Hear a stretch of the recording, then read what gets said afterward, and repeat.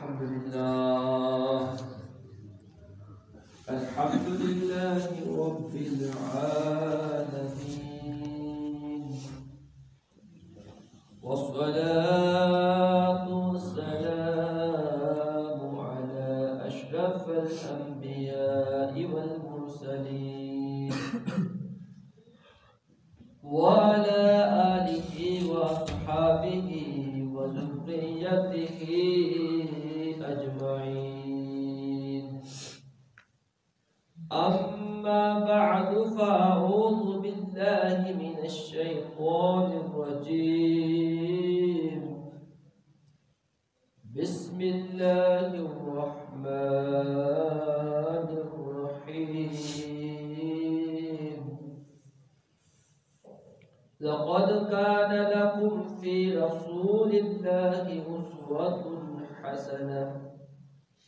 وقال الله تبارك وتعالى في مقام آخر: إذا نودي للصلاة من يوم الجمعة فاسعوا إلى ذكر الله وذروا البيع. صدق الله مولانا العظيم، وصدق رسوله النبي الكريم الرؤوف الرحيم. وقال الله تبارك وتعالى في شان حبيبه الكريم: إن الله وملائكته يصلون على النبي يا أيها الذين آمنوا صلوا عليه وسلموا تسليما. اللهم صل على سيدنا ومولانا محمد معدن الجود والكرم، وبارك وسلم وصلوا عليه. تمام حمد و ثنا تعریف و توصیف رب ذوالجلال کی ذات مبارکات کے لیے، خالق کائنات اور مالک تجہیات بھی ہے. خود پاک کا نذرانہ نبی اکرم نور مجسم شاہ بنی آدم سرور انسجا شہنشاہ حسینہ نیر مدحہ رازدار ما اوحا محمد مصطفیٰ احمد مجتبیٰ صلی اللہ تعالی علیہ وسلم کی بارگاہ میں پیش کرنے کے بعد میں اللہ رب العزت کی بارگاہ میں دعا گو ہوں کہ اللہ پاک میری زبان پر کلمۃ الحق جاری فرمائے اور فریقین کو حق سن کر اس پر عمل کی توفیق عطا فرمائے. سامعین اسی پرکار ہم سیرت النبی صلی اللہ علیہ وسلم کے حوالے سے سماعت فرما رہے تھے. رسول اللہ صلی اللہ علیہ وسلم کی دعوت کی سرگرمیاں جاری و ساری تھی، اور بالخصوص جب حج کا موقع ہوتا تو رسول پاک صلی اللہ علیہ وسلم اپنی سرگرمیوں کو ذرا زیادہ تیز کر لیا کرتے تھے. اور جب حج کا موقع آیا تو مختلف علاقوں سے، مختلف ملکوں سے لوگ حج کے لیے آتے تھے اور آپ ان کے پاس دعوت حق لے کر جاتے تھے. اور رسول اللہ صلی اللہ علیہ وسلم جب کسی کے پاس دعوت حق لے کر جاتے تو جو ابو جہل تھا وہ یہ کرتا کہ آپ کے پیچھے پیچھے چل رہا ہوتا. جب کسی کو آپ دعوت حق دیتے تو وہ پیچھے سے کہتا کہ اس کی بات مت سننا، یہ تمہیں لات اور عزا سے گمراہ کر دے گا، تمہیں بتوں سے گمراہ کر دے گا، تم نے اس کی بات نہیں سننی. تو آپ کچھ بھی نہ کہتے، اپنی سرگرمیوں کو جاری رکھتے. آپ ایک گروہ کے پاس گئے، اس کو دعوت حق دی، کہا اللہ کے سوا کسی کی عبادت نہیں ہوتی اور اللہ کے سوا کسی کی عبادت نہیں کرنی، اور اللہ ایک ہے. وہ تمام اس کو جو دعوت اسلام ہے وہ مکمل دی. تو اس نے کہا کہ آپ ہمیں جب آپ کامیاب ہو جائیں گے، جب آپ کی حکومت آ جائے گی تو کیا ہمیں آپ خلیفہ بنائیں گے؟ تو رسول پاک نے کہا کہ یہ میرے بس کی بات نہیں ہے، یہ میرے اختیار میں یہ بات نہیں ہے کہ تمہیں میں پہلے بتا دوں خلیفہ کون ہوگا. یہ تو اللہ کا اختیار ہے، اللہ جسے چاہے خلیفہ بنائے. تو ان نے اس بات نے کہا یہ کیسی بات ہو گئی، ابھی جب اس ٹائم مشکلات کا وقت ہے ہم آپ کے ساتھ کھڑے ہوں، اور کل جب وقت آپ کا آئے تو آپ ہمیں خلیفہ نہیں بنائیں گے. تو وہ مسلمان نہیں ہوئے. اسی طرح مفروق نامی شخص جو ایک قبیلے کا تھا، اس کے پاس جاتے ہیں اور جا کر اس سے بات کرتے ہیں کہ بلکہ ابو بکر صدیق ساتھ تھے، انہوں نے کہا کہ آپ کو رسول اللہ کا پیغام نہیں پہنچا؟ تو کہا جی ہمیں پتہ ہے۔ اس نے کہا یہ میرے ساتھ رسول پاک ہے، تو کہا کہ ہم نے سنا ہے، تو یہ کیا کس چیز کی دعوت دیتے ہیں؟ تو آپ نے کہا قرآن پاک کی کچھ آیات کی تلاوت کی، اور پھر اس کو دعوت دی کہ ہم اس چیز کی دعوت دیتے ہیں کہ اللہ کے سوا کوئی معبود نہیں، وہ اکیلا ہے، اور وہ ہم اس چیز کی دعوت دیتے ہیں کہ زنا کو چھوڑ دو، شراب کو چھوڑ دو، بدکاریوں کو چھوڑ دو، اور عدل و انصاف کی طرف دعوت دیتے ہیں۔ اللہ کا کلام اس کو پڑھ کے سنایا، اس نے کہا ماشاءاللہ کلام تو بہت حسین ہے، کلام تو بہت پیارا ہے، یہ کلام کسی دنیا دار کا نہیں ہو سکتا، یہ کلام کسی بشر کا نہیں ہو سکتا، لیکن میں مجبوری میری یہ ہے کہ میرے قبیلے والوں سے میں نے نہیں پوچھا ہوا کہ وہ ناراض نہ ہو جائے مجھ سے، اس لیے میں اسلام قبول نہیں کر سکتا، جب ان سے پوچھوں گا دریافت کروں گا پھر اسلام قبول کروں گا۔ تو دعوت سرگرمیاں جاری ہیں۔ تو اسی طرح اوس مدینہ کے اندر جو اسلام کی ابتدا کس طرح ہوئی، مدینہ کے اندر جو اکثر جو آبادی تھی وہ اوس اور خزرج، یہ دو قبیلے تھے، ان کی آبادی تھی، اور کچھ وہاں یہود تھے جو اقلیت میں تھے۔ تو جب بھی کبھی یہود کا اوس اور خزرج سے کوئی لڑائی جھگڑا ہوتا تو وہ اکثر کہتے تھے کہ اب تو اقلیت میں ہے لیکن آن قریب ایک نبی آنے والا ہے جس کے ہاتھ میں ہم بیعت کر لیں گے، جس کے ہاتھ میں ہم مسلمان ہو جائیں گے، اور پھر ہم اکثریت میں ہو کے تمہیں قوم عاد اور سمود اور قوم ارم کی طرح تمہیں ہم تباہ برباد کر دیں گے۔ وہ ان اوس اور خزرج سے کہا کرتے تھے۔ اوس قبیلے اور خزرج قبیلے کے کچھ لوگ جو ہیں وہ حج کے لیے آئے ہوئے تھے، تو آپ نے ان کو عقبہ کی گھاٹی کے اندر ان سے ملاقات ہوتی ہے، اور آپ ان کو دعوت پیش کرتے ہیں، اور پوری مکمل دعوت پیش کرتے ہیں۔ تو اس سے جب ان کو یہ دعوت دی گئی تو انہوں نے سمجھ لیا کہ یہ وہی نبی ہے جن کا یہود ہم سے اکثر تذکرہ کیا کرتے تھے کہ آخری نبی آنے والے ہیں، تو کیوں نہ ہم پہلے مسلمان ہو جائیں، ان سے ہم اپنی طاقت بڑھا لیں، ہم پہلے مسلمان ہو جاتے ہیں تاکہ ہم اس کام نیکی کے کام میں سبقت لے جاتے ہیں۔ تھے تو وہ بت پرست، لیکن وہ بعد میں کیا ہوا کہ وہ اس میں سے 6 افراد مسلمان ہو گئے، 6 افراد مسلمان ہو جاتے ہیں کہ ہم پہلے مسلمان ہوتے ہیں۔ پھر جب وہ واپس جاتے ہیں مدینہ میں تو آپ ان کی زبان پہ ایک کلمہ اسلام اسلام اسلام، مسلمان، خاتم النبیین، آخری نبی آ چکے، تو وہ ہر گھر تقریباً یہ پیغام چل رہا تھا، پہلے سے چل رہا تھا۔ جب دوسرا سال آیا 1290 کو، پھر آپ نے جو ہے وہ ان کے ساتھ ایک جو گروہ آیا ہوا تھا، تو 6-7 افراد وہ تھے جو نئے آئے ہوئے تھے، اور 5 ان کے ساتھ دوسرے تھے جو پرانے مسلمان ہو چکے تھے، وہ ان کو ساتھ لے کے آئے ہوئے تھے۔ اور جب 7 افراد وہ ٹوٹل 12 افراد نے رسول پاک سے ملاقات کی، اور ملاقات کر کے پھر ان تمام کو پھر یہ تمام دعوت اسلام دی گئی کہ ہمارا یہ معاہدہ ہے، ہم اس چیز کی دعوت دیتے ہیں۔ اور ان نے اس میں سے کچھ نے کہا کہ یہ تو نہیں ہو کہ اب کل ہم جب اسلام قبول کر لیں تو آپ ہمیں چھوڑ دیں، آپ ہمیں چھوڑ دیں۔ تو رسول پاک نے کہا میں بھی تمہارا ہوں، تم بھی میرے ہو۔ تو پھر ان جو 7 افراد تھے آئے تو ان نے بھی اسلام قبول کر لیا۔ اب رسول پاک نے کیا کیا کہ جو اسلام قبول کرنے والے 12 افراد ہو چکے تھے، تو آپ نے مصعب بن عمیر صحابی رسول تھے، ان کو عبداللہ کو، ان دونوں کو ان کے ساتھ روانہ کیا کہ تم جاؤ یہاں ان کے ساتھ مدینے میں، اور وہاں جا کے ان کو نماز پڑھنی ہے۔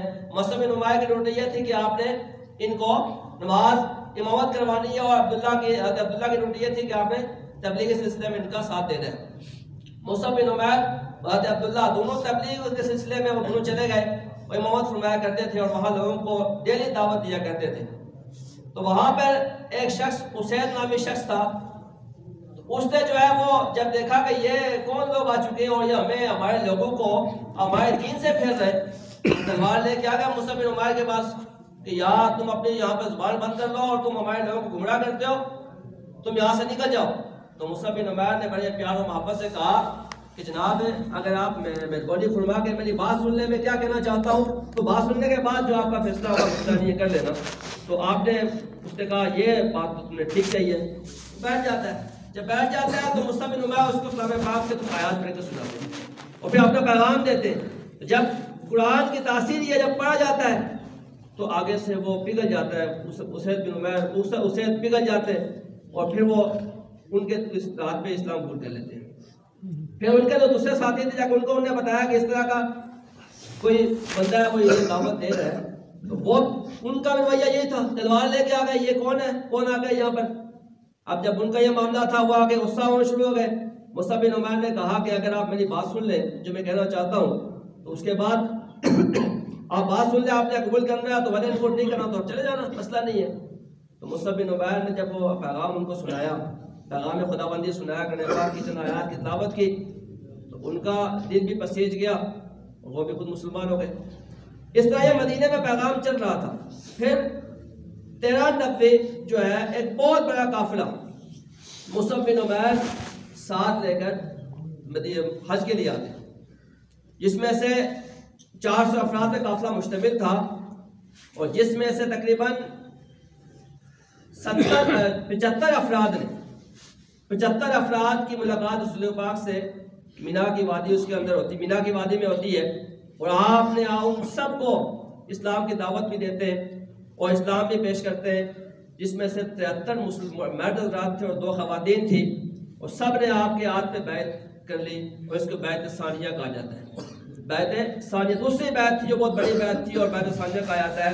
اور اسی دوران جو مدینے والے جو مہاجرین، مدینے والے جو انصار تھے جو آئے ہوئے تھے وہاں سے حج کرنے کے لیے، رسول پاک کو دعوت بھی دیتے ہیں کہ یا رسول اللہ آپ کب تک یہاں ہم آپ سے جدا رہیں گے، آپ یہاں تکالیف برداشت کرتے رہیں گے، اس طرح کریں ہمارے ساتھ چلیں، مدینے میں جا کر تبلیغ کرتے ہیں۔ تو رسول پاک صلی اللہ علیہ وسلم نے پھر جو ان نے بات تذکرہ کر دیا، اور پھر کچھ نے یہ بھی کہا کہ جب آپ مدینے میں ہمارے ساتھ جائیں گے تو پھر ہمیں چھوڑ کر تو نہیں جائیں گے، ہمیں چھوڑ تو نہیں دیں گے کل کہ ہم تڑپتے رہیں وہاں پر۔ تو کہا نہیں، وہی بات جواب دیا کہ تم بھی میرے اور میں بھی تمہارا ہوں، تو پھر تم مجھ سے بیعت کرو۔ کس بات پہ بیعت کریں کہ کل تم شرک نہیں کرو گے، تم کل زنا نہیں کرو گے، کل تم چوری نہیں کرو گے۔ اس طرح ایک بہت بڑا قافلہ 74 افراد، بہت بڑی تعداد تھی اس وقت، انہوں نے اللہ تبارک و تعالیٰ کے دین کی طرف آئے اور انہوں نے دعوت اسلام انہوں نے قبول کی۔ اس کے بعد رسول پاک صلی اللہ علیہ وسلم نے صحابہ کو مدینہ جانے کی اجازت دی کہ ہجرت کرو، یہاں سے جو تکلیف میں ہے وہ ہجرت کرتے تھے۔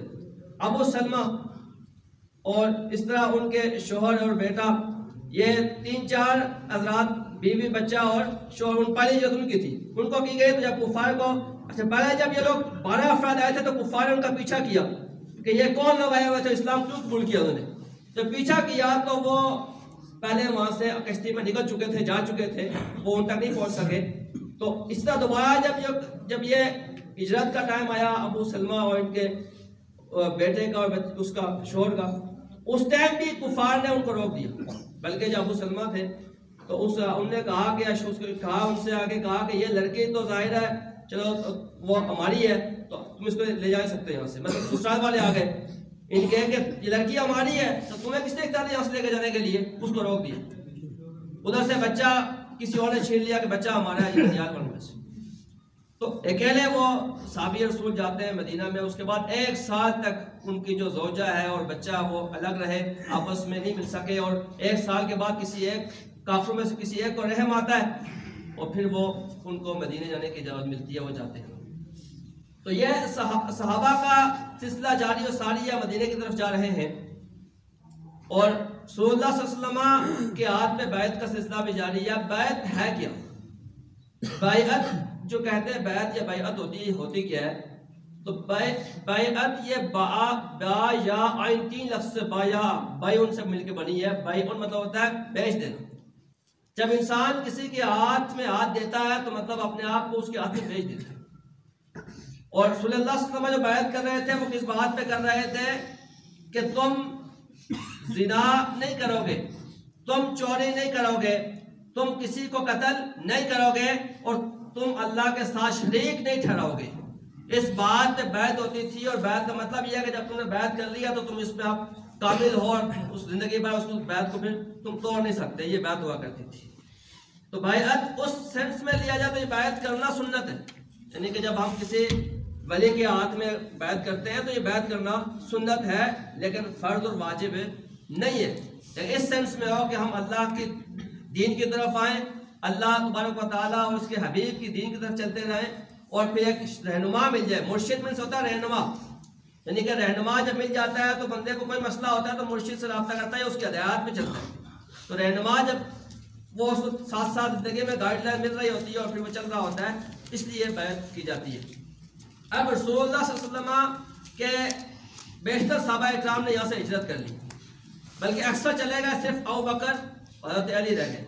ابو بکر، حضرت علی اور رسول پاک صلی اللہ علیہ وسلم 3 لوگ رہ گئے. اب ادھر کفار شش و پنج کے اندر ہے، پریشان ہے کہ یہ مسلمان وہاں جا کے قوت بنا لیں گے، اور سب ہجرت کرتے جا رہے ہیں، ہمارے لیے بڑے مسائل پیدا ہو رہے ہیں.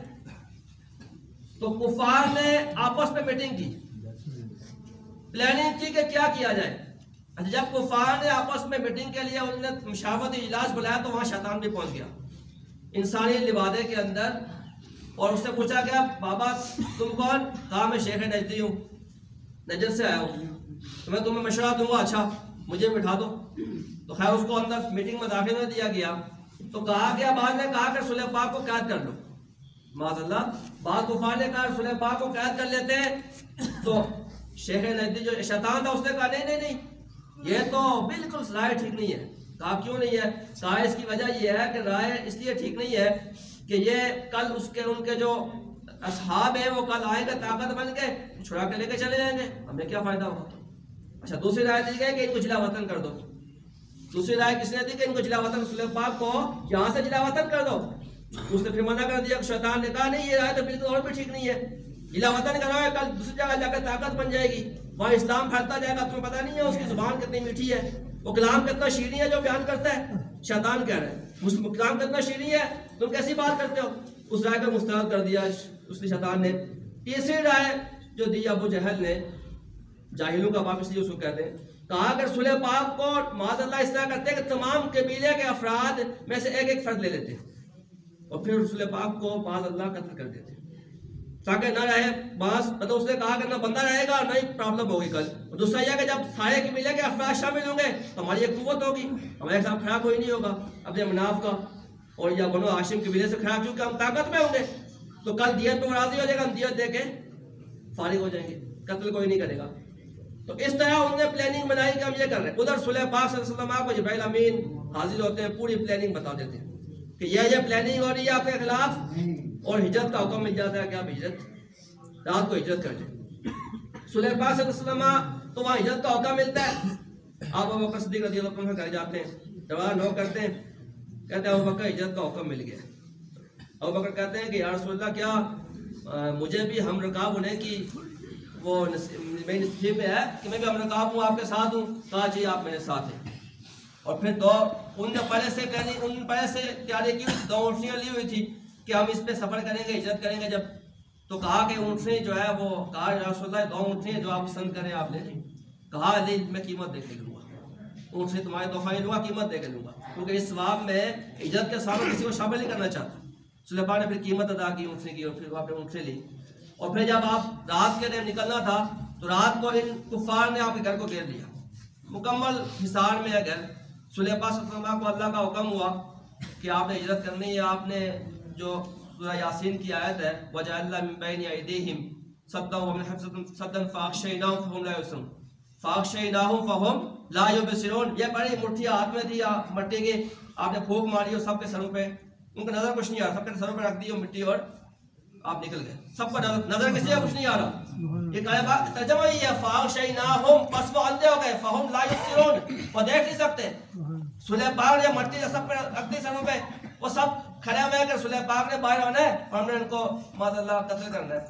تو سب کھڑے ہوئے. لیکن جب ایک بندہ آیا اس نے کہا کہ آپ لوگ کیوں یہاں کھڑے؟ کہا کہ ہم تو محمد کے لیے کھڑے ہوئے، باہر آئے گا ہم شہید کریں گے، قتل کریں گے معاذ اللہ. اس نے کہا وہ تو چلا گیا، تمہیں پتہ ہی نہیں. لیکن انہوں نے کہا یہ سی بول رہا جھوٹ بول رہا، ہم نے دیکھا تو نہیں، چلا کہاں سے گیا. صبح تک وہاں باہر کھڑے رہے. جب صبح اٹھے تو حضرت علی باہر آتے ہیں. کہا وہ تو محمد تو یہاں نہیں ہے. ان کو یقین ہوا کہ وہ جو بندہ رات کو ہمیں کہہ کے گیا تھا کہ یہاں نہیں ہے بندہ، تو وہ ٹھیک ہے. اور رسول پاک کا عدل و انصاف دیکھیے اور ان کی مثبت سوچ دیکھیے کہ حضرت علی کو بستر میں لٹایا کیوں؟ کہا کہ جو میرے پاس جو امانتیں رکھی ہوئی ہیں کافروں کی، جو باہر مجھے قتل کرنے آئے ہوئے، کل دے کے آنی ہے سب کچھ، خطرناک موڑ پہ چھوڑ کے کل دے کے آنی ہے، تمہیں کچھ نہیں ہوگا. تو یہ رسول پاک کی ذات تھی اور آپ کی عظمت تھی. پھر آپ وہاں سے نکلتے ہیں اور گھاٹ میں چلے جاتے ہیں. اگلا واقعہ